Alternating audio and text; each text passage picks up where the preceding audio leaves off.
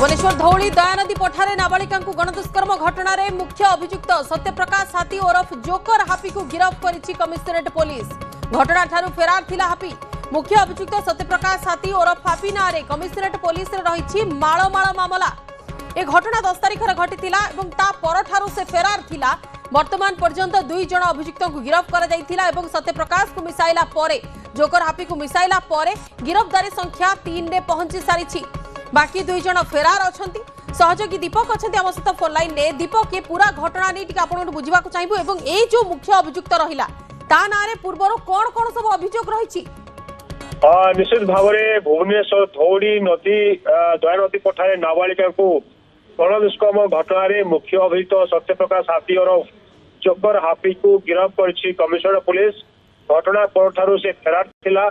अभियुक्त हापी नारे commissionerate police रे एकाधिक मामला रही।